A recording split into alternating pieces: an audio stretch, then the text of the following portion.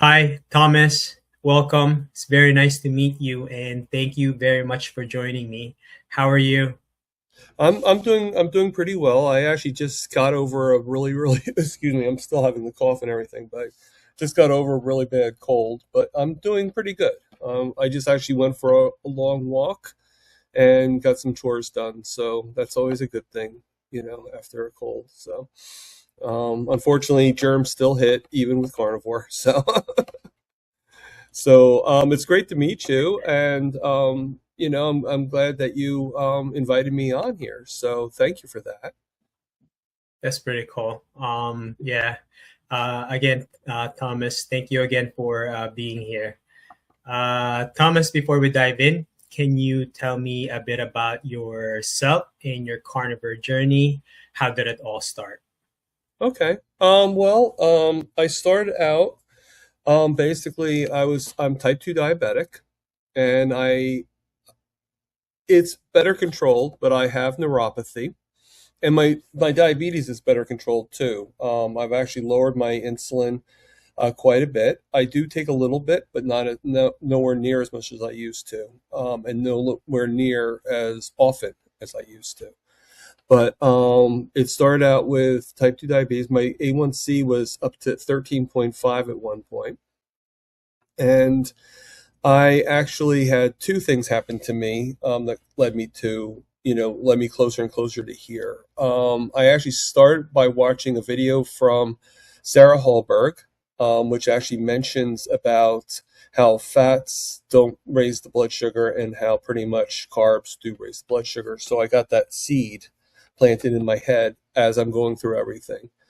And what happened to me was first, I ended up having a hole in my foot, a diabetic foot ulcer in my left foot. That hole basically, um, trying to think of the wording, and I'm not very good at time frames, so if I apologize if I don't have exact timing. Um, Basically, the hole lasted for a while. I ended up having to get like a wound vac, and I even had a PICC line in my arm during that time.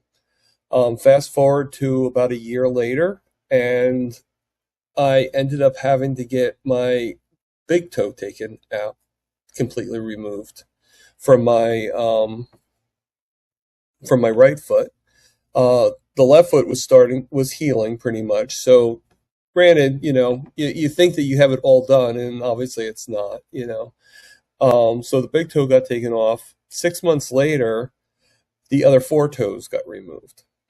So I ended up having a great big wound in my foot. It was an open wound, so it lasted there for about a year and a half, almost 2 years. During that time the foot was closing, an infection actually happened, and I was in the hospital 3 times before they actually looked at the foot. Unfortunately, having a horrible experience with the hospital. And with that, they actually and end up finding out, because as I'm going on, I'm getting worse and worse, and I'm getting more and more unable to move. So, like, at first, I had like a lot of pain. I was able to move a little bit. Then the second time I went, I was unable and I can be a little bit more embellished if you want. But basically, it was, like I said, it was basically a horrible experience. And did you want me to tell a little bit more into it, or okay? Yeah. So the first time I went in, and this is where the horrible experience goes. So the first time I went into the hospital, I went in and I was still in a wheelchair. So I was being wheeled in, but I wasn't really in pain. I was able to sit in the wheelchair. I was in pain, but not horrible pain. And I went to talk about my pain, and they gave me a Tylenol through IV. And normally it's supposed to like pretty much be better right away. And so I asked the nurse, I said, how long will this take for me to feel better? And she pretty much said right away. And I said, well, I'm a little better in one area, but not where it counts. And she goes, well, I'm sorry, but we already filled out the discharge papers, so you're going to have to come back tomorrow.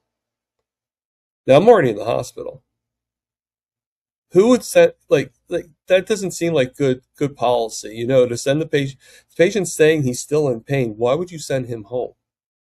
You know? So I ended up coming back again, but not tomorrow because I was like, okay. But I went back as the pain got really, really bad. And I had noticed I hadn't gone to the bathroom in like 5 days. So I'm like, I don't think this is it because the pain's been going on longer than that. But I'll just mention it to this particular doctor. So I go back again. This time I could hardly move, right?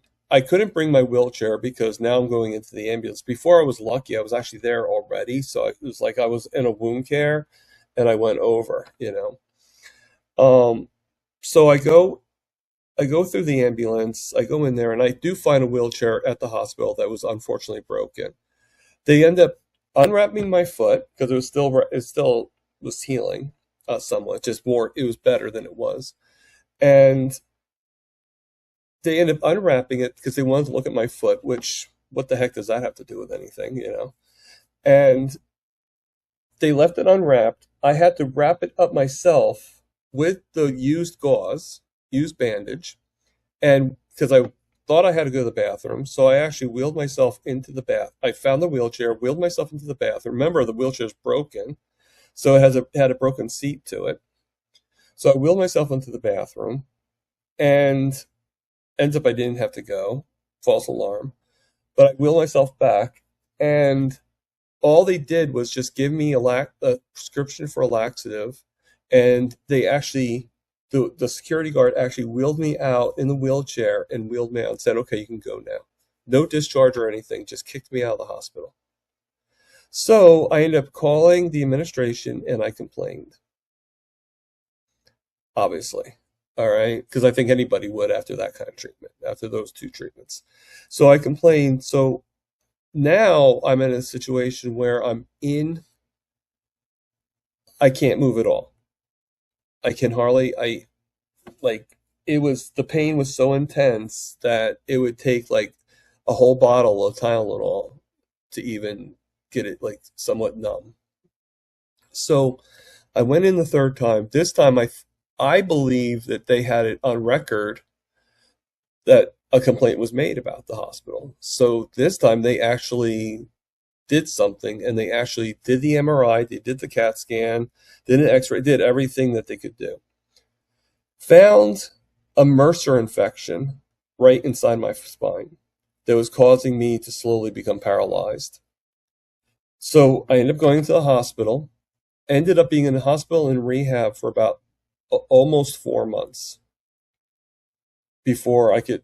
And they were actually, I had the IV, had the, I don't know if you know what a PICC line is, but for anybody that doesn't, PICC line is pretty much it's a huge IV that goes into your arm, goes all the way up inside your arm and goes about an inch to like half an inch to your heart. And that's supposed to help where they can actually administer medications, antibiotics, everything. So I ended up having antibiotics. One of the main medications I had was an antibiotic called vectomycin, and which is a really powerful antibiotic. When I first had vectomycin, they used to have it in my hand, and it was so powerful that I had to have it like done. And every time they put it in the first time, it would literally blow up my blood vessels in my hand. So that's why they end up doing the PICC line, because the PICC line is a little stronger and doesn't, no one wants to be stabbed like 9 times a day. So end up having that. Now as time goes on, I'm getting better. But my mind is going more and more and eating more of a carnivore diet, and that's what pretty much led me to here. Eventually I contacted Kerry Mann, sent him an email about my story. And then slowly I won a contest where he had me on a show. And then eventually I went on with Bella, and she ended up gifting me, I guess because they liked my story so much, she ended up giving me a free membership. And then I started with kilts. But then eventually I started my own channel. I start Carnivore completely with starting community and everything like that on January 1st, 2025. And I been telling my story ever since. Wow. Thomas, I feel like the story with the hospital is stressing me out just listening to you. I feel like so much could be done. Like if I was there, or maybe I'm one of the medical expert, I feel like I have done something. I want to take action, Yeah. something. And it's a Yeah. learning hospital. It's a teaching hospital. So what are they teaching these people? Is, like, for a doctor to be like that, but but I Yeah. always believe that everything happens for a reason. And I think even the bad experience happened for a reason. It brought me to where I'm at now. And, I think as bad as it was a bad thing then, I think it ended up being a good thing, because it brought me here. So, Okay. I and see. Yeah. For I some think that's the reason, best like way. Yeah. yeah. But, For some reason, but like I'm just trying to recap the whole situation in my head, and I'm still stressed out. But sorry I about guess yeah. that. I'm just curious because how long did you do your research with Carnivore before trying it? Well, Did it took you a technically, while?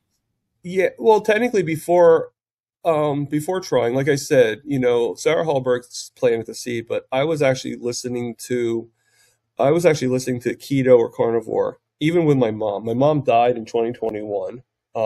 She had metastatic breast cancer, and metastatic breast cancer. I'm sorry, I keep on mispronouncing it.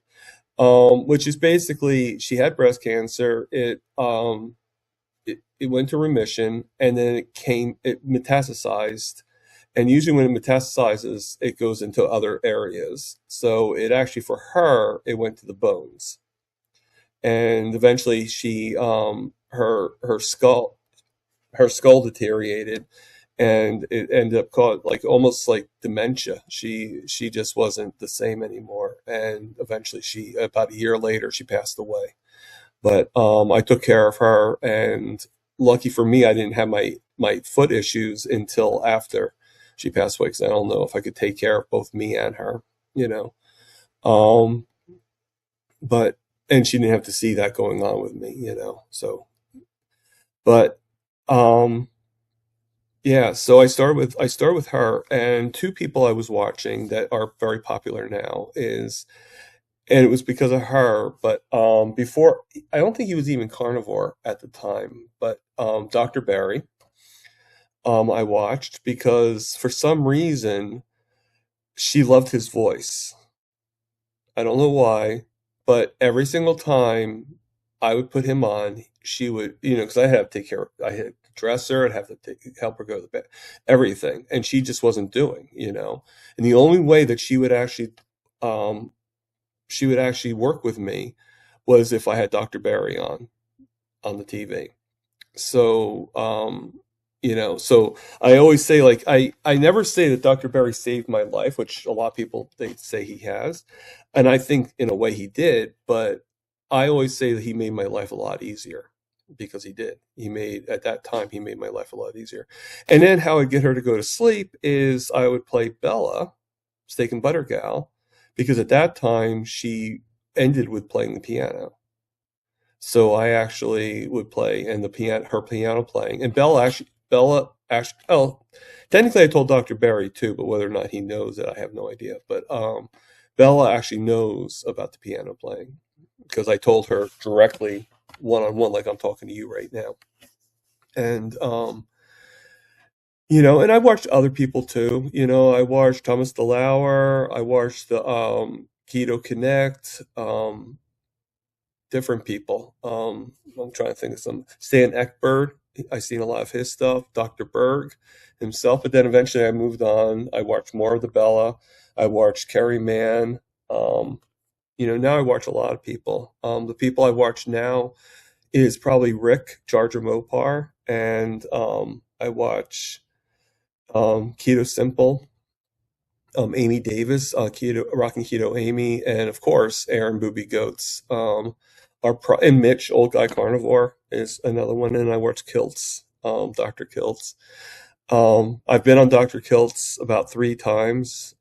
Great guy. I've been on a few panels with Mitch, you know, but the community is like so top notch. It's not even funny, like I would say if there was any bad inklings in any of us, I would say it's like 10% of us are like where it's like I don't really want to deal with you, but like that's a pretty low percentage if you think about it, considering there's thousands of us out there.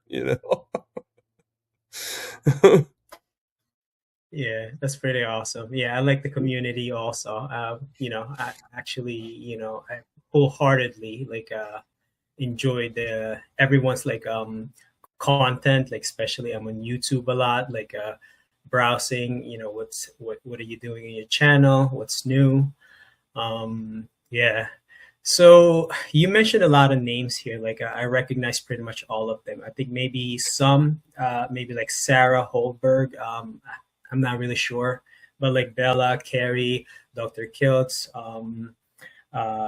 who else? Yeah, pretty much everyone you mentioned, I've heard. Like, what were I guess I wanted to know like specific. Like, did it took you like months or weeks to pretty much jump into carnivore? Well, I mean, it depends how you look at it. I mean, I was following him. I was following keto carnivore for about 5 years before I actually really considered myself a full carnivore.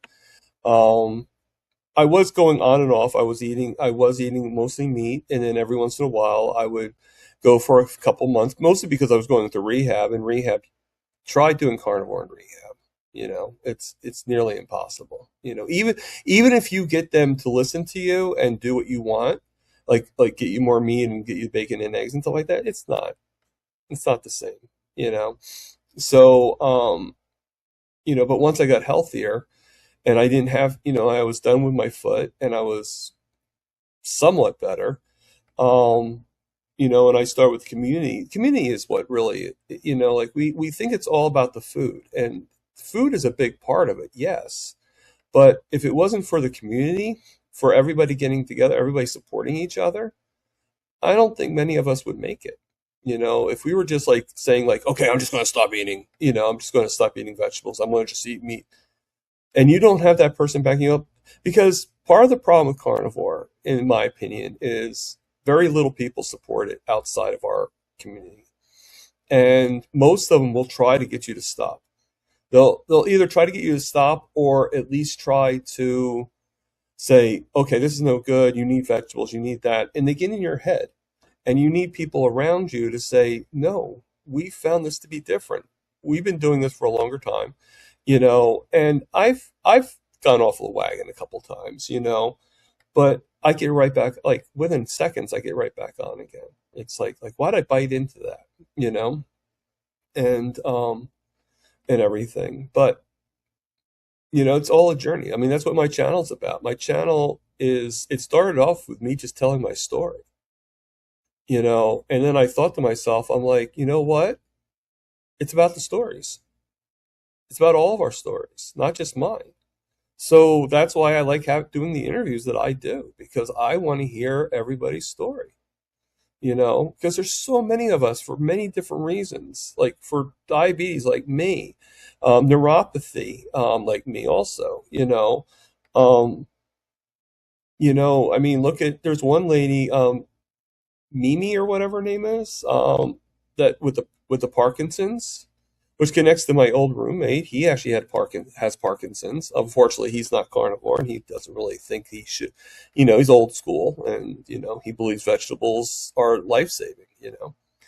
Um, you have Bill Knott. You have all these people that and it's not just about weight loss. It's about weight optimization, because then you have um, coach Rebecca, I forget what her name is exactly, but that used to be like 70 pounds and now she's like an optimal weight. You know, you have Bella that was vegan and she actually stopped, and she actually, she's looking incredible. So many people that have been healed, that have so much healing that's been done through carnivore. You know, I mean, I always say that if you're going to look into carnivore, if you're interested, try it at the very least, try it for 30 days. Now, personally, I think you need to do 90 in order to really see anything significant. But try it for at least 30 days, and don't get discouraged if the healing isn't complete. You know, because some things do. I still have a lot of healing to do, but doesn't mean I'm giving up. I'm still going to be carnivore through and through, no matter what. You know. Yeah, that's very well said. I think that's also my, like my motivation now. I actually want to touch back on that in a little bit, but I do wanted to ask you about the changes you've seen, like after you know, did carnivore, like because I know some people it had like a really quick turnaround, like they felt better like a couple of days, sometimes like weeks, and then maybe just like a month. Like with me, I felt like the difference right away in just 2 weeks. With your condition, like what were the changes did you notice? And I would ask, like, how quickly were those first signs, like, hey, this is working? Um, it's a good question. Well, I started being able to move better. I still have some issues because I was paralyzed for like 3 or 4 months, and I had all my toes removed, and plus had the heel damage. So I have a little hard time walking. But the concept is, this is what people, I try to get people to realize that I was in a wheelchair for a couple of years, on and off. I was using a knee walker, using a wheelchair, using a walker, pretty much everything. I had special, like, I had these boots that looked like astronaut boots, that I had to wear. I had the wound vac, which, if you don't know what a wound vac is, it's pretty much what it sounds like. It's a patch that goes over the wound, has a tube to it, and it's hooked to a big machine, and it sucks the tissue. It, like, pretty much gets the tissues and everything like that to start forming. Um, so I pretty much had everything. I wasn't able to move, wasn't able, and um, then I went to walking the track. I just got done today walking the track. I walked about a mile around. Doesn't sound like a lot, but I also I'm also getting over a really bad cold. So the fact that I actually walked the track and wasn't really feeling 100%, says a lot.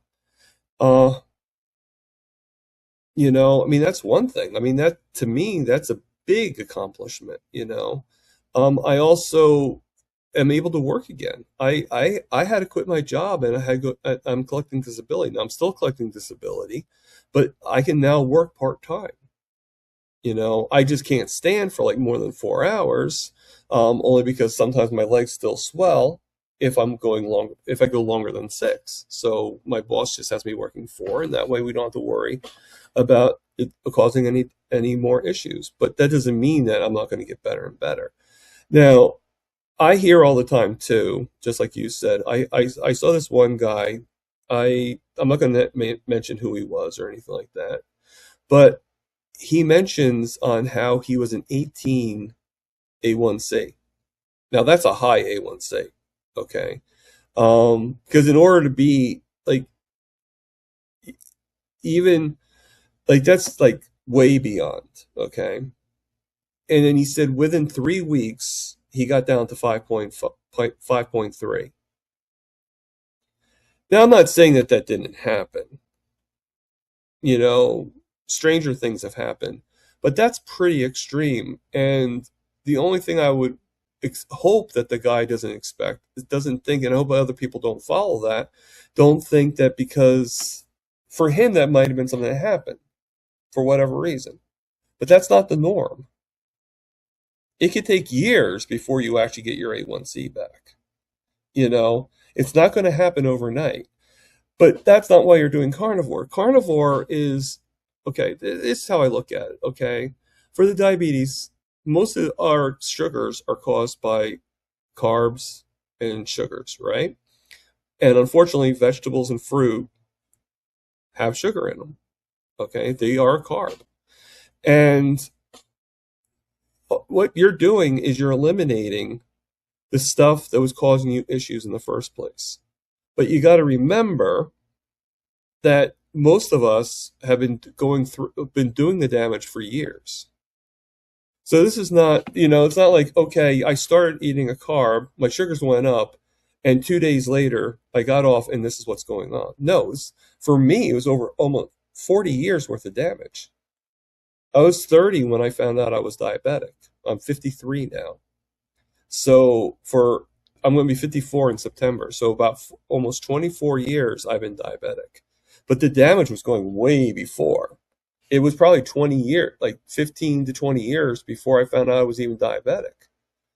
So I was feeding that stuff in my body all that time, and people got to realize that you can't, Rome was not built in a day. And unfortunately, the damage we did to ourselves was not built in a day either, so. Yeah, I completely agree with that. I think I think many people would expect jumping into carnivore and they want like a easy, quick fix, right? Because they've heard so many like testimonials, like say this or the quicker the better. So like an instant type of healing. So, but like you said, I feel like this is very reasonable. With all the damage we've done to our bodies, like for years. In cases like this, it's not always the same. It's gonna have a long turnaround, like if you want to heal. But I feel like, I might be biased on this, but I think carnivore is the way, even if it's a long process, I think, it's the right approach. So Thomas, I did want to jump back on this regarding your motivation. Is your motivation now like a night and day difference before and after you were carnivore?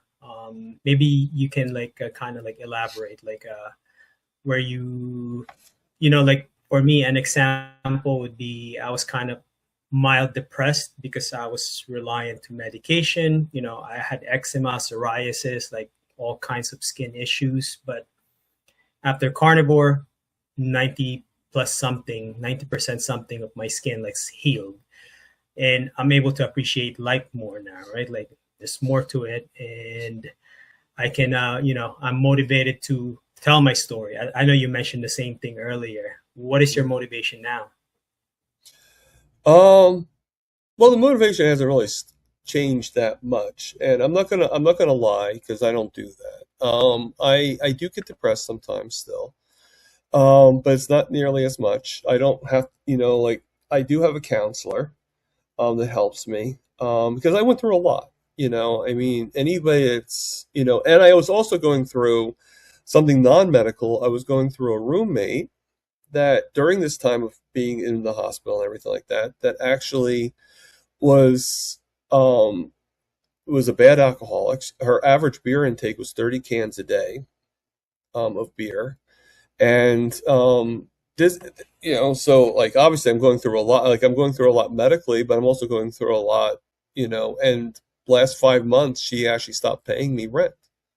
So she just completely, and became a squatter. And finally I got rid of her. I got another roommate and he was very nice, but he ended up he was very sick. And now he's actually in assisted living. And now I got a third roommate, which is so far wonderful. She's only been here for about a month or two, but she's very good. But each time it gets better and better, I guess, with everything you do, like So yeah, so life is turning around and everything like that. But I still get sometimes my depression comes from like sometimes I'll see like like I call my people, the people that follow me are called riblets. The people that subscribe, so if you subscribe to my channel, you're a riblet automatically, just, And that name actually came from Booby Goats. Erin, she actually came up with it for me. And but sometimes you'll see a riblet that you thought will say something. So that kind of depresses me a little bit, because it's like, okay, I expect some kind of troll to say something, but to have one of my own say something against me, that doesn't hold too well. But like I said, I used to have a counselor like 2-3 times a week. Now I might call her like every 3-4 months to just to like get some things off my chest. But other than that, I don't need to, even when I am depressed, I just process it and get through the day, you know. Um, but again, it's part of the healing journey, and part of my depression is probably because I fully am not done with the insulin yet. And it's something I really want to do. Like we all have our whys. I don't know if I think it's Lisa Wiederman that did it, and so did Jen Mann. The why that makes you cry. What was that why that made you become carnivore in the first place? And I've always said, like, and I have a story about this too. But I've always said it's good to have weight loss be your why, but you need something else. And the reason why I say that is because me and my mom actually went keto before I went carnivore, full-fledged carnivore. And we did keto for a short while, and actually I was improving. My diabetes was getting better sugars, and my mom went from like falling all the time and needing a walker to needing the walker still, but being able to walk around the track and being able to walk up and down the stairs on some occasions, which is remarkable. However, I was okay with staying because my why was to lower my blood sugars. So that was working. Her why, however, was to lose weight. She wanted to get thinner. She was about 150 at the time, and she wanted to get, and this also shows be careful what you ask for, because she was doing really well with all that walking and everything going on. Because she wasn't losing any weight, she thought keto wasn't working for her. She's like, oh, this isn't working. So her why wasn't being met in any way. And that being said, she gave up. Now, about a year later, she went from 150 down to 70. So that's why I said, like, be careful what you wish for, because towards the end, she got exactly what she wanted. But unfortunately, it was too much, and she lost too much weight. And I think that's what done her in. But yeah, it's just, I'm sorry, I'm losing a little train of thought for a second. I apologize. Yeah, so, Yeah, I just think that your why should not necessarily be only weight loss. You should have other whys, you know. Like even if it's something like I want to be there for my grandkid's wedding, just make it a goal that you're really wanting to, not just the way, because weight loss doesn't always happen right away. Some people gain weight when they're on carnivore. So what do you do if you're like, hey, I want to lose and get down to 120, and that never happens? What do you give up? You know? But if you actually have like I want to be alive for my niece's wedding, even if you're not losing the weight, as long as you keep on being healthier, as long as you feel better, and as long, then that goal is being achieved, right? yeah. Yeah, absolutely. I agree with the whole why sentiment. I think you make a very good example how you put that all together. And also, I think with me specifically, the weight loss thing, it wasn't even a goal, right? It's just something that came with a package, the bundle, right? So I think, what really is important, like when you do the carnivore thing, is that, you're feeling better, like so much more that comes with it beyond weight loss. So, um, Thomas, looking back at the start of your carnivore journey, I know you also mentioned that you and your mom did keto like for a short term. Um, were there any mistakes? How did you learn from them?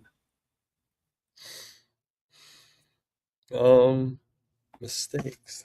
I don't think so. I mean, it was a different style. I mean, obviously, I guess the only mistake is carnivore was probably better for me than keto on my end. Um, but I mean, the only thing I really miss from keto are the fat bombs. I used to make really good fat bombs, and so I sort of miss that. That's not really something because you really, because I use like real 90% cacao chocolate, and would either do cream cheese or do like natural peanut butter, which again is not the cream cheese is probably the only really carnivore thing out there, and even that's kind of suspect in some ways. But um, no, I don't think I really have. I don't think I was doing anything wrong when it came to keto. Now, if somebody went to me and said, "Hey, that's not carnivore," I'd be like, "Well, I know because I'm keto." But but you get a lot, know. Some people are just so focused. um, yeah, no, I don't. That's a good question, but I don't think I really felt. I don't think I really felt like, oh my God, I'm doing this wrong. What the heck am I doing?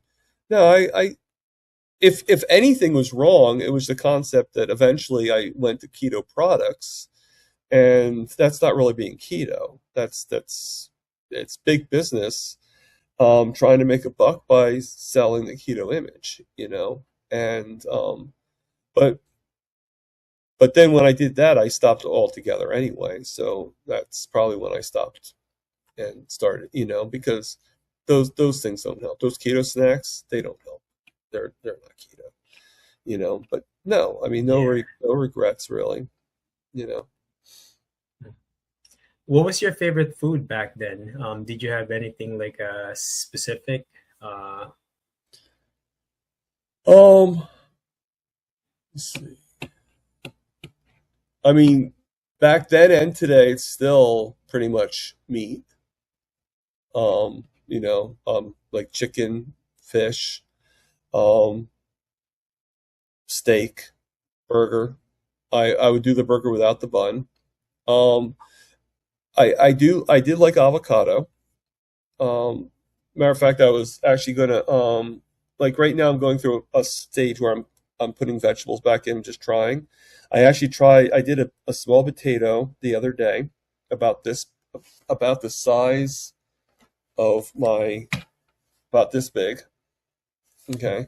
And I cut it, I sliced it up and I put it in I have a deep fryer, and I cooked it in lard, and I cooked it in that, and cooked it until it was nice and crisp, and made myself some really delicious potato chips, basically.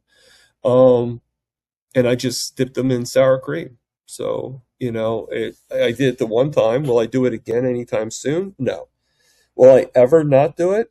I can't say that. No one can say that.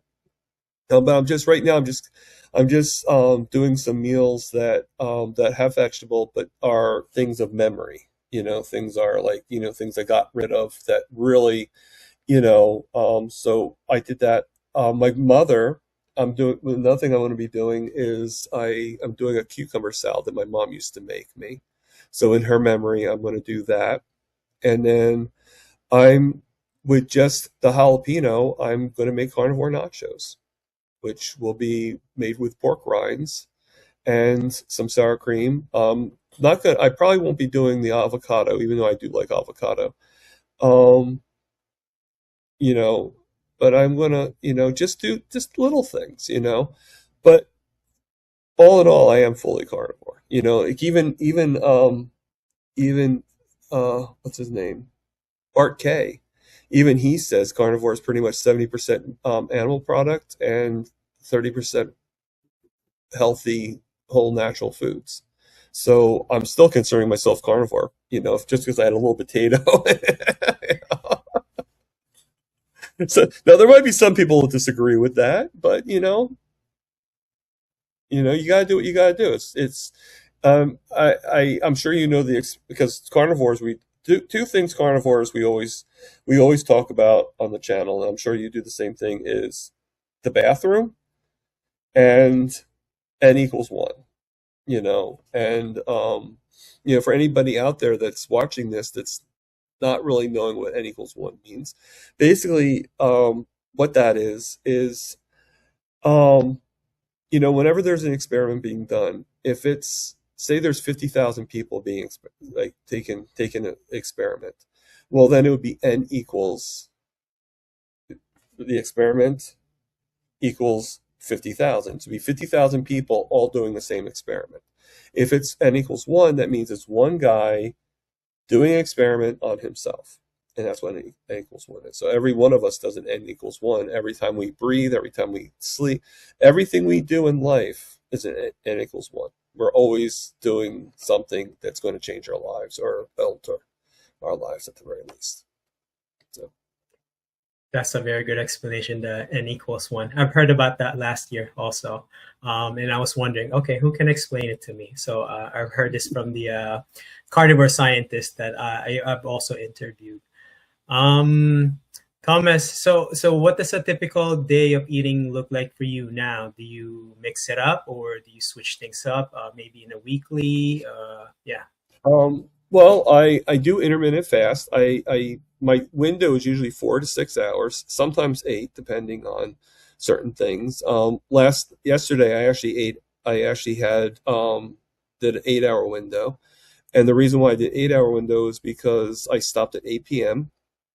and I'm planning on doing a fast for 72 hours. So I'm gonna because sometimes that helps me when I'm not feeling well. Sometimes fasts actually help me, and my sugars have been high because I'm not feeling well, which is an indication of being sick, right? But now my sugar is. I'm gonna just check my number real quick. I mean, right now it's at 108, so which is not low, but it's not super high either. So that's actually a good thing. And I'm probably not going to eat until Wednesday, until 8 a.m. Wednesday. So that'll be a little bit more than 72 hours. It'll be 72 hours plus me sleeping through the night, and I'll just eat my first meal at around 8 a.m. So, That's pretty cool. but yeah, no, Um, most of my meals is, sorry about that. Most of my meals is burgers, steaks. I do have pork and chicken. I haven't had fish in a long time. Not that I don't like fish, I just haven't had it. And the other day I actually took panko breadcrumb. Well, certain things I made, and I showed them on my channel. I made panko. I took panko pork rind crumbs, and I made breaded pork chops again in the deep fryer, not the air fryer, but the deep fryer. So that way the oils suck into the meat, and you get all that goodness with real fats, with real oils. Never mind this vegetable oil stuff. And and I do have an air fryer too, so I do use the air fryer as well.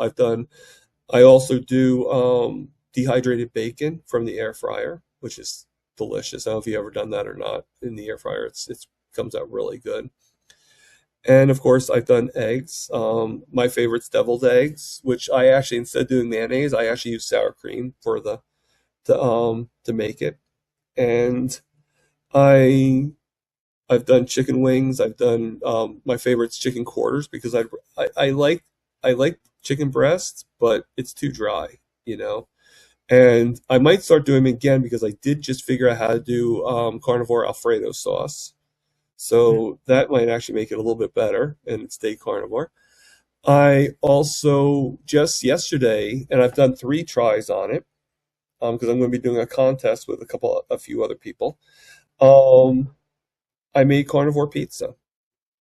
So the first 2 times I made it with ground chicken, and I also make a bread that I actually ended up making the pizza crust in the same style as the bread. So you don't have to give up what you really, really like, you know. I mean, yeah, occasionally, you might do a vegetable here and there, but that's not the end of the world, you know.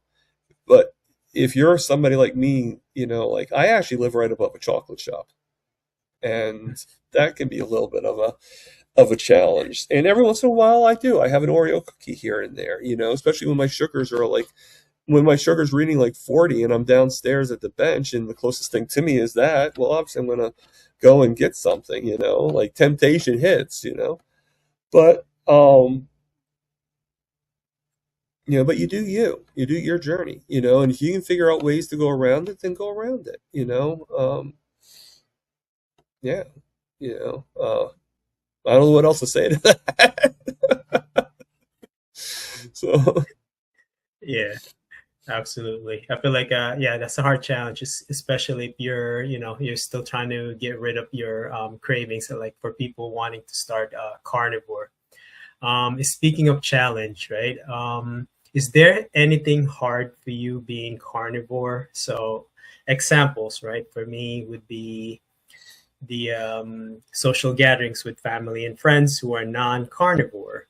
The cravings took me like over a year to get it out of my system, and also the travel. Like I have to scout the locations where I'm heading. What about for you? Is there anything hard? well, I would say what you just mentioned. I think that would go with a lot of people. I think family and friends can be the most challenging out of any of it. I don't really see my family that often, maybe every 3, 4 months. Biggest holidays really Easter and Thanksgiving and Christmas. But I mean, they know exactly what I'm doing. They know I have a channel. So they're better now than they were. They still ask the questions like, "Well, aren't you having a salad? Aren't you doing this? Are you?" No, I'm not. I'm not having crunchy water. I'm sorry, but no, Or if you want to give me a salad, can you just like eliminate the lettuce, eliminate the tomatoes, eliminate the onions, eliminate all that stuff? Well, yeah, but then you're only left with bacon, eggs, and cheese. Exactly. Like, okay, you got it. But but no, they don't really give me that hard of a time, like, I mean, obviously it's easier if we're going to a buffet or something like that, but we're at home, and sometimes, you can't, again, just like the hospital, you don't know how they're cooking the food. So even if you're eating the meat and stuff like that, you're not 100%, no matter how you look at it. So occasionally I might have like my sister sometimes makes like this thing with oh God, roasted tomatoes and fresh mozzarella. So sometimes I might have like one of them and just pop it in my mouth. But yeah, I would say my challenges is probably family and friends. They just don't fully understand, and they will, even when they do know what you're doing, they will still go to you and be like, well, you can have this. And my favorite thing is when they go to me, and I'll give you an example of one guy that actually gave me a hard time. Um, but a term that everybody says is, but you deserve this. But you deserve this. Okay. I agree that I love chocolate. I mean, it's my biggest, and I love treats, and I love, I love a really nice baked potato, nice stuff, um, there's so many things that I'm like, yeah. But the thing is, I also deserve to be healthy. I also deserve not to lose any more toes. Isn't that more important than me deserving a treat all the time? Like, wouldn't it be better that if I do treat myself, it's on occasion and it's super rare, and I decide when I treat myself, not somebody else, you know? So, but to go with the guy, so this one guy, neighbor of mine, he actually, he knew I was carnivore. He knew exactly what I was doing. And for some reason, he decides 3 days after he finds out, he decides to knock on my door. No, no, granted, he's never been in my house. He's never knocked on my door before. Okay, usually I just see him in passing. He decides to buy me a large pizza and deliver it to my house. And he's like, oh, I bought this. I bought this for you. I said, well, why'd you buy it for me? You know I don't eat bread. Why would you buy me a large pizza?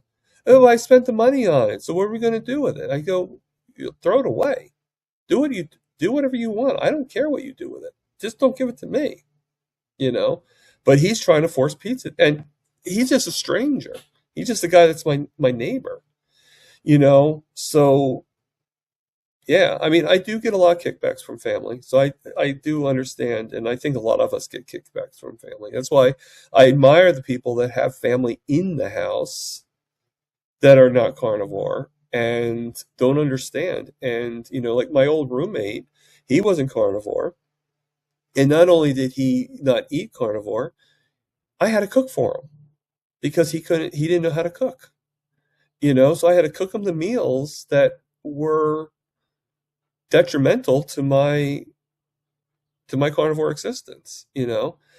And I did it, you know, but there's people that have it like where the person can cook, they just don't want to, and you cook for them.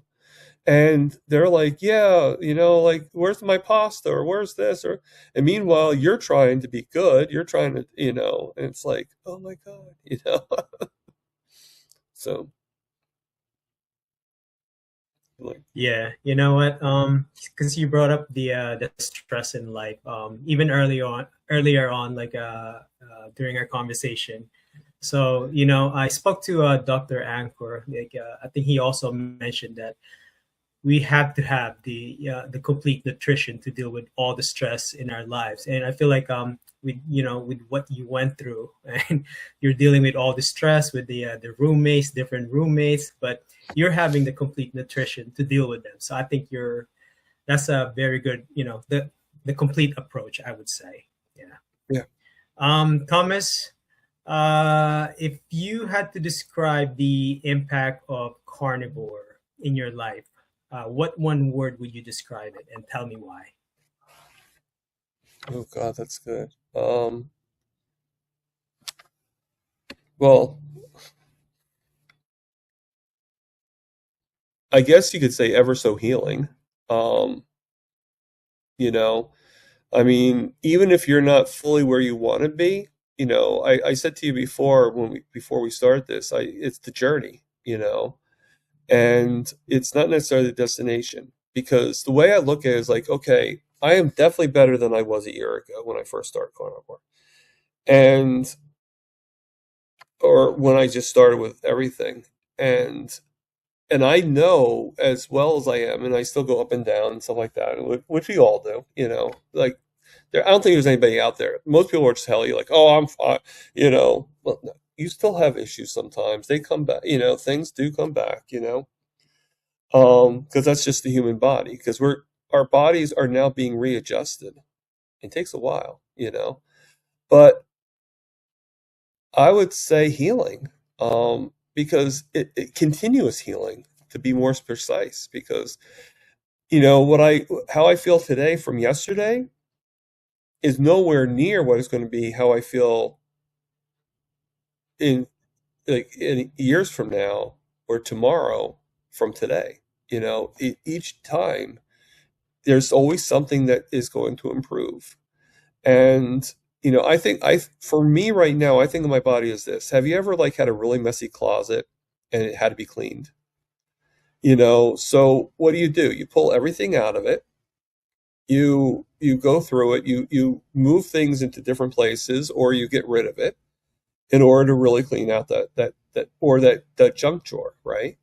So that's, you know, my body was a junk drawer, and you're going to mess it up, and there's going to be some issues here and there, but the end result will be a nice clean, you know, a nice clean closet or a nice clean junk or a nice clean house, you know. And it's a weird analogy, but I think it's the best one that fits, you know. And you know, like a lot of people think like, oh, I'm going to go carnivore, everything's going to be healed and everything's great.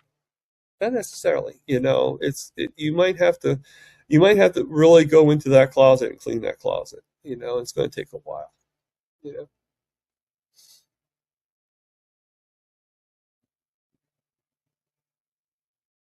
So Yeah. Um, I'm still learning, as a carnivore. Like I'm only 2 years, a little over 2 years in my journey, and I feel like I have yet to experience like maybe the negative side effects, maybe the oxalate dumping. I think mm. some people didn't experience it in the beginning, and then some people can experience it like maybe 3 years later. Have you ever experienced that? I think some people refer to it as keto flu. Yeah. Well, yeah, I guess it's about 18 months now that I've been full carnivore, um, maybe a little bit more. So yeah, I get a lot of people that go to me and be like, well, you're still, you really don't know what you're. Well, no, I don't know what I'm talking about because none of us knows what we're talking about. Just like you said, you're still learning after 2 years. Um, I know people that have been doing it for over five, and they end up getting like discoveries that they didn't realize. It's a learning process. Again, n equals one. Um, None of us really knows the answers. There are some people that might have a little bit more inkling than others, and I value them. But if you get down to brass tacks, it's not none of us really know the full answer. Because it's all about us individually, and we don't know what doing it, what this, like I don't think it's hurting us at all. Matter of fact, I think two things happen to us. Okay, if you really, really think about it, two things happen to us in society. One, which what made us a lot sicker. Okay, and I'm not saying this is for everyone on the planet. I'm not saying, but I think this is for the most part. I think one, we were made to get rid of fats. We're made to get, like we're told, no, you shouldn't have eggs, you shouldn't have bacon, you shouldn't have, like let's do, um, animal fat's no good. They cause heart disease and no saturated fat. You shouldn't have butter. You shouldn't have again have eggs. You shouldn't have bacon. Eat lean meats. Eat like chicken breast and eat broccoli. Eat lots of vegetables. But we were made to kind of take away like even our snacks were like fat free. Fat free yogurt, fat free snack wells, fat free. So lower the fat, lower the fat. Then to go on top of that, then we're told, okay, eat more, eat cereal for breakfast. Eat more times per day. Don't eat eat like 6 times a day. Eat like grains, eat cook, do you know the ADA actually has it in their book that as long as it's no more than 2 grams of carbs, cookies are okay for diabetics. Okay, think about that for a second. Wow. They're suggesting cookies for diabetes. That's not only sad, that's laughable. You know, um, I mean now with the American Diabetes Society (ADS) from Dr. Barry, he mentions about doing the carnivore keto diet. And so cookies are not even in the book. But this is the thought process. We were taught like, oh, like when I used to tell people in nurses and stuff like that, like I was low carb, they'd be like, well, you're still having rice, you're still having French fries, you're still having, and they'd feed me pancakes in the hospital. Yet they're like, yeah, well, yeah, low carb is good. They have no idea what low carb means, which is again laughable. Not to be mean, but even if they do know, they're working for somebody that's telling them to deny it is the way it looks. Okay, I'm not saying that's definitely what's happening, but if you're an observer if I was an alien from outside, that's how it would look to me. Um, just I mean, it's just amazing how how we've damaged ourselves, by doing those two. And then they had seed oils. Seed oils does so much damage to our bodies. I mean, think about it. It's Seed oil started out as being engine lubricant, and we're putting that on our body. Somebody thought, oh, let's just change the color, let's put it in a nice package, and let's sell it for oil for our food.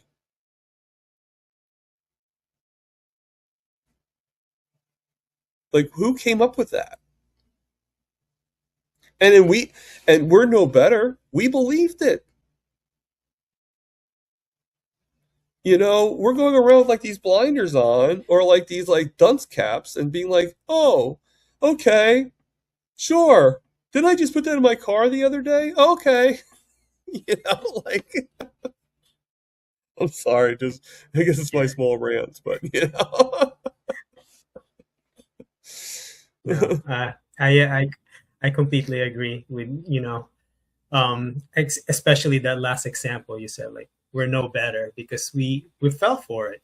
We were part of it, and I think with the situation with the hospital, like about the carb thing, like is it bad or is it good? They don't even know what low carb is, right? yeah. So, and then are they expecting us to just like moderate? I don't know. I'm not really Well, following the logic because we need to know I'll like give you is an it good or example bad, right? of the stupidity. Yeah, I'll give you an example of the stupidity. Sorry about that. I had one lady one time. I was like ordering, right, and she was giving me margarine, and I obviously I was not really keto carnivore yet, but I was like still trying to, and I knew seed oils weren't the best, and I asked her, and I knew fats was really good, and I asked her, I said, can we switch out the butter? Like, do you have butter packets? Like, can we not do the margarine? And she looked at me with a straight face and she goes, no, because you're diabetic, we can't do butter. So, as stupid as that sounded, I just let it go, okay? Because you can't always deal with stupid.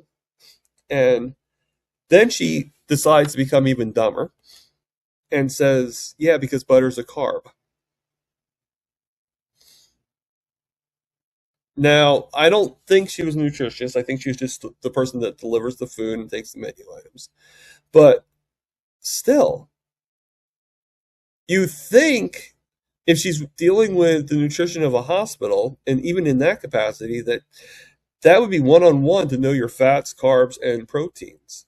Like what has more protein? What like obviously steaks, protein, and fat, depending on the steak. Now, coming from them, the steak probably is so devoid of fat, it probably is like 99% protein. Okay, and they probably stick stuff in them to make it more carb too.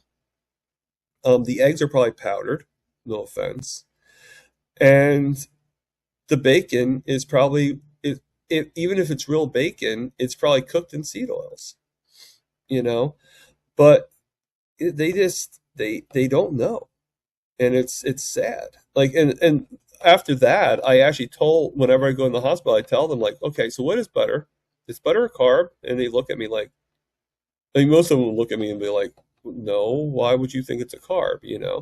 Well, someone in your staff told me it was a carb, so I just want to make sure you all are not on the same page. And I was lucky at the end. I was able to control. I pretty much said to my doctor, I said, doctor, do not control my diet.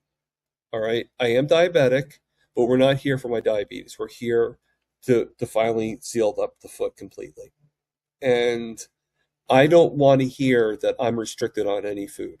If I want bacon, I want bacon. If I want eggs, I'm getting eggs. He goes, okay. He goes, yeah, that's fine. And then my sugars actually got in control. They actually did go up though again because the stupid doctor that was below him, his attendee, he was the attendee and his resident, actually decided to change the diet back to diabetic diet, thinking that she was knowing what she knew what she was doing.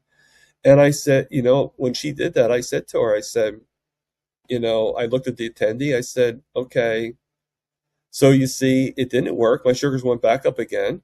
So you fucked up. Excuse my language. And you can delete that if you want to, but you messed up. And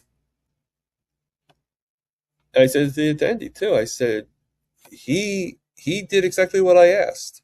You decided to go not only against your patient, but you decided to go against your boss and do what you wanted. And that's where you messed up, you know. So, Yeah. sometimes one thing I learned about Yeah. being carnivore is you can't put the doctors and nurses on a pedestal. They're humans just like we are. And like one time, my one roommate, the one that has the Parkinson's, he like one time went to me and he's like, I listen to my doctor. I said, I listen to my doctor too, if my doctor's correct. But if my doctor says something stupid, I call him out on it. They don't. I don't work for them. They work for me. We're supposed to work together on keeping me healthy. It's not, oh, you're a god and if you want me to take statins, I'll take a statin. If you want me to do this, I'll do that. If you No, you suggest, and if I do it, I do it. If I don't, I don't. I make the decision in the final thing, not you. But some people are just so dogmatic or so blinded that they think that we don't have any choice. And that's sort of sad if you think about it. You know, I think that's why the elderly are the way they are sometimes, because they've been programmed to think that the doctors are gods and whatever they think they do. But no, doctors are human.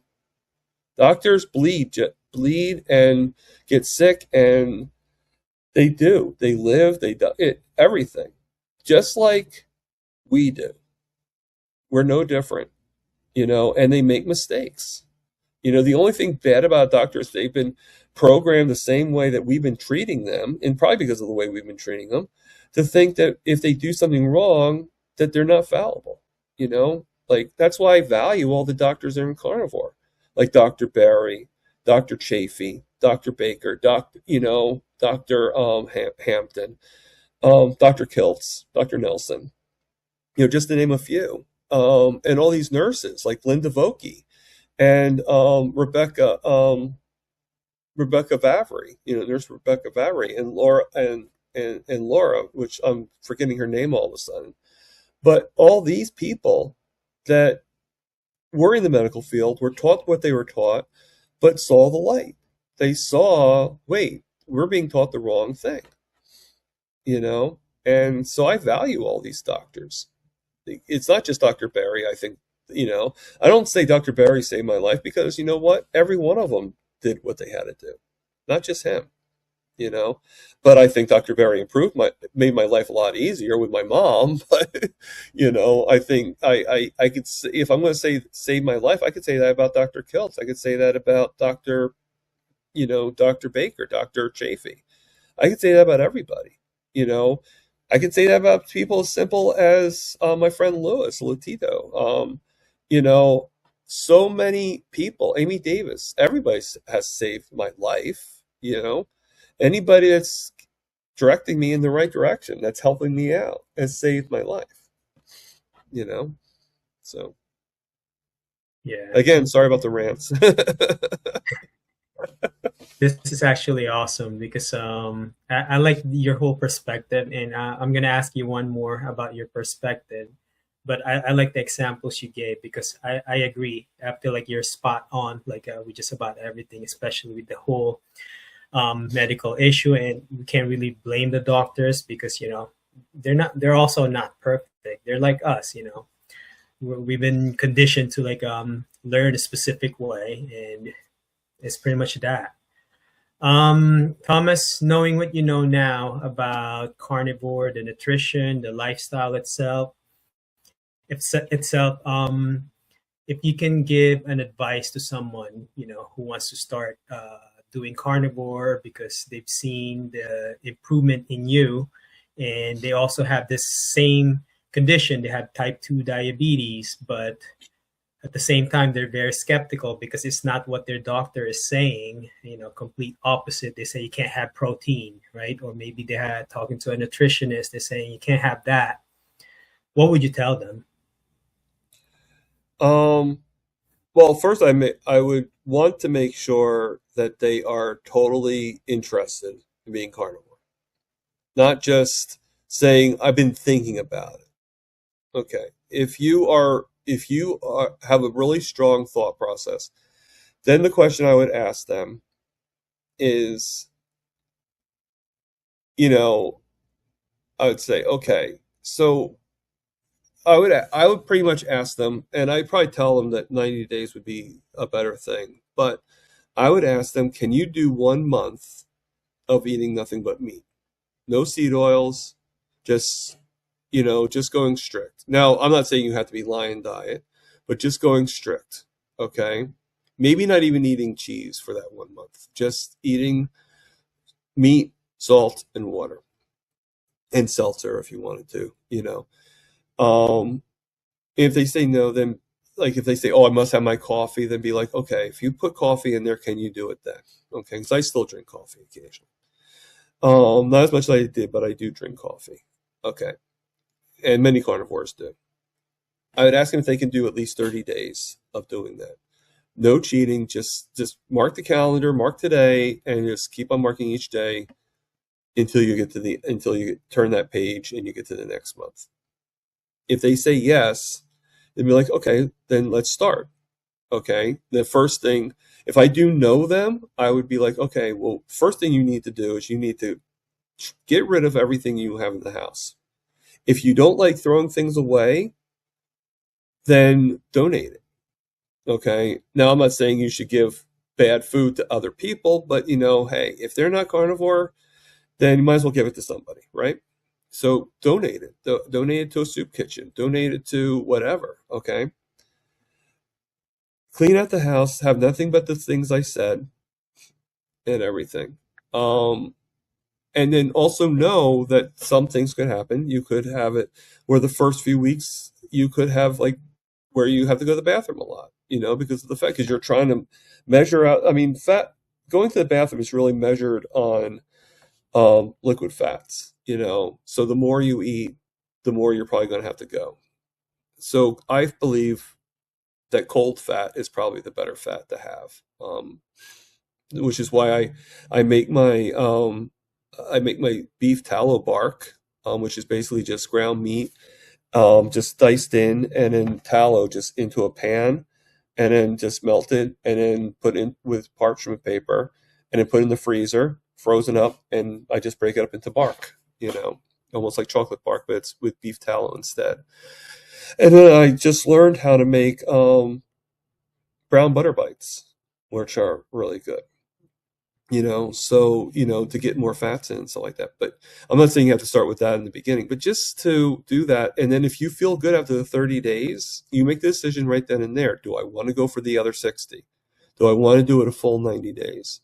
And then as you feel better, you tell me if you want to stop this diet, because hopefully you'll start seeing results, and I'll also tell them too, look at everything you're doing. Look at every result that you're doing.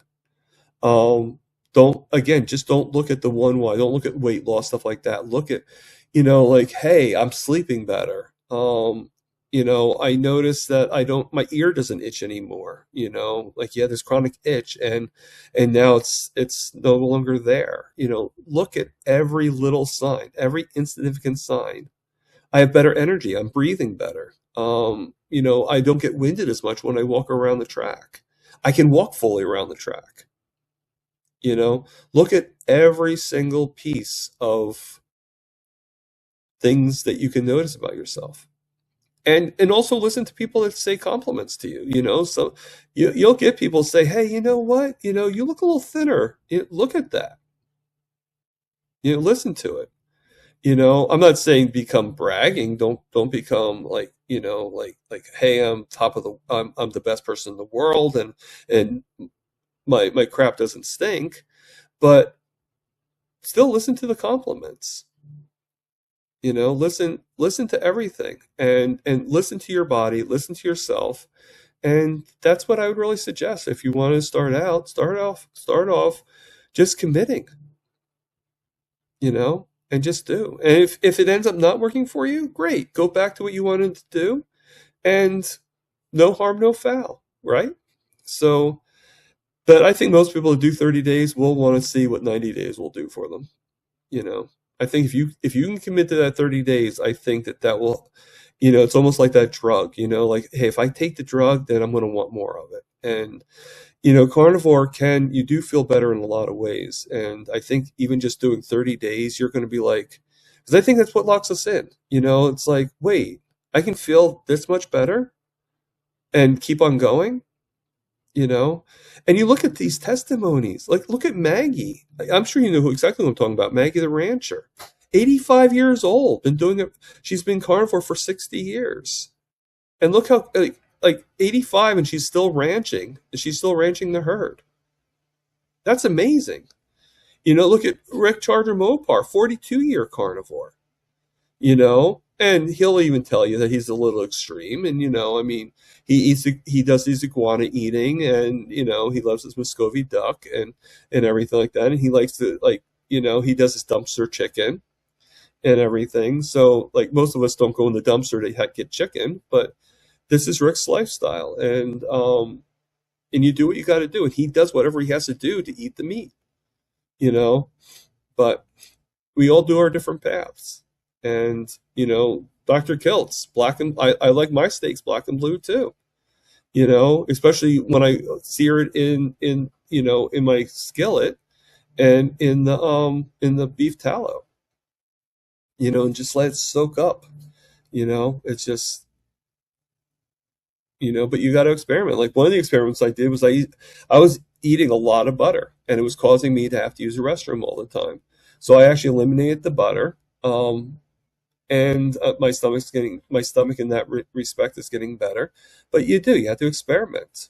You know, like where does the weight go? You know, and everything. So I hope I answered your question. I might went a little overboard. That's pretty cool. Yeah, I mean, I do like your advice. I think it's pretty head on. You know, the 30-day, I feel like it's very realistic if they want to try it. Also, pay attention on the early little signs. Listening to your body. I know I've heard that so many times, which I really like.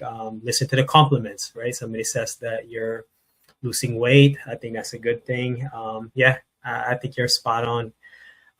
Thomas, my last question for you is your future outlook. How do you see carnivore in the next 5 to 10 years?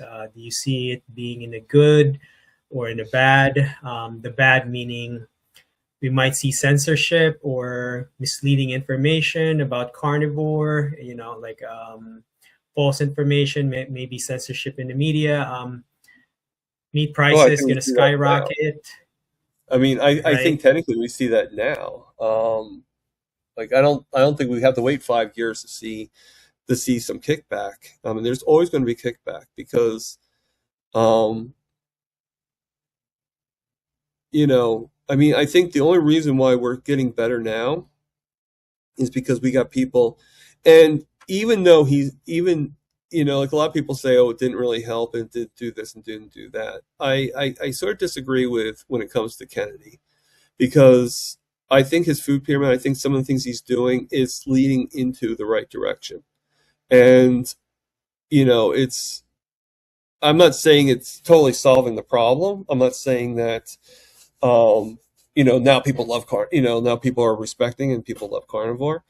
But, you know, the guy, you know, the guy is trying to improve nutrition and he is doing what he has to. And, I don't really follow him that much, but I do follow enough to know.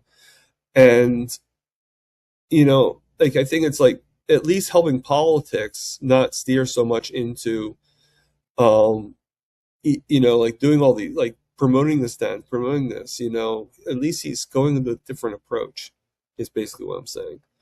I don't know if that will hurt. Yeah, people will feel the same way or not. But we all have we all have our rights to our opinions. So, um, I yeah, I don't like. I'm hoping that it will get better. I'm hoping that people will start seeing the light. I do see now, even when I go to the hospital, when I mention about being carnivore and stuff like that, I see it's like kind of like at the very least 50-50, where I'll see people be like, yeah, carnivore is actually pretty good, and I think it's a great idea, and I agree with you about the seed oils. I agree with you about the cholesterol. Um, I think that we need the cholesterol in our bodies more than we were told all this time. I think, because that's how I believe. I believe that, what I actually asked this one question, and I don't know if you're religious or not. I'm not really religious, but it actually hits people that are religious. I will ask a person, I'll be like, do you believe in God? Like, just whatever, okay? And they go to me and they say, well, yeah, I believe in God. Of course I do, you know? And I ask them, then my following question is, well, do you think God is an idiot? Do you think he's stupid? And they look at me like I have four heads, but they're like, why would I think that? No, of course I don't think he's stupid. I said, okay, so you believe that cholesterol is poisonous to us. You think that it's not a healing factor. They're like, well, yeah. I go, but yet you think God is not stupid. Like, well, yeah. Well, I'm like, well, you can't have it both ways. Like, well, what do you mean? I said, our liver produces cholesterol. Every cell in our body has cholesterol in it. It's always producing cholesterol. Now, if God is a smart God and cholesterol kills us, isn't God in turn making our bodies produce the exact thing that kills us automatically? Is that to you smart? And they rethink it. They're like, well, wait a second. I didn't even think of it that way. And I've even got nurses and doctors to rethink that because they had no idea. It's amazing how many doctors and nurses don't even know the human anatomy. They're like, wait, our bodies make cholesterol? Yeah. We're not just eating it; it's being made in our bodies. It's just like insulin's not necessarily an enemy. What's an enemy for type 2 diabetes is too much insulin. You know, I mean, like I was watching this thing. I think it might have been Bart K or something like that. I forget. But our bodies only need 1 teaspoon of sugar. Is all our body requires. But every single time we have these like sports drinks, every single time we have these different things, it's like equivalent to like 9 or 10 tablespoons of sugar. Being given, and you do like all these meals and everything like that. It's no wonder we're not killing ourselves sooner. So, you know, but that's, analogies sometimes I get to get people to be like, and sometimes it works, sometimes it doesn't. So I think that we're starting to see the light. I think even people that we never thought would see the light are starting to see the light. And I get many people that go like, like I've been thinking about being carnivore. I say, well, okay, once you go from thinking about it to saying to me, what can I do? Then we'll talk. But it's not that I'm being a jerk or anything like that. I've tried I tried convincing people to become carnivore, and most of the time it has kickback to it. They're afraid, they don't want to do it. They think about it, but they don't actually do it. They don't actually do the steps. So, if you're interested, we'll talk. But if you're not, or you're just saying you are, then we'll wait until you are. You know.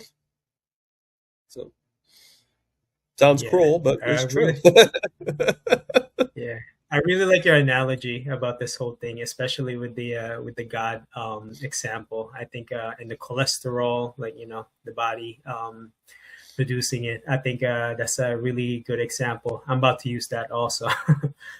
um, yeah, It's Thomas. so discouraged that they get totally shocked. Like, what do you mean? I love God. Why? Yeah, exactly. Thomas, if people want to reach out or connect with you, where's the best place can they reach you? Well, obviously my channel, Target Prime Rib. Um, and I actually do, just like you're doing right now, I actually do live interviews twice a week, where I do different people, including I actually interviewed Dr. Nelson I'm going to be actually interviewing Bella soon, and I've interviewed Carrie Mann. And if you want to if you want to turn the tables and be interviewed, I'd be more happy to have you on. But and I even interviewed the guy that you saw me on. I actually interviewed Dave Mack on my channel. So I do a lot of interviews, get a lot of stories, so yeah, check me out. And sometimes I do shorts and I do videos too. Some are good, some are not so good. Again, the journey, telling our stories, right? And so I'm glad you saw me on Dave Mack. I'm glad I know we never met before, so it's good meeting you. And I actually did subscribe to your channel right after you actually asked me. I actually said, "Let me look for this," and I subscribed. And I've seen some of your interviews too, and they're pretty good. They're pretty good. So. This is excellent, Thomas. I'm gonna make sure to post them all, post your channel in the description, and I'm gonna check out some of those interviews you've mentioned with like Bella, Carriman, Dr. Nelson. So and for people to reach you. Thomas, thank you again for joining me. I really enjoyed hearing your story, learning about your carnivore experience. Thank you for taking the time to share.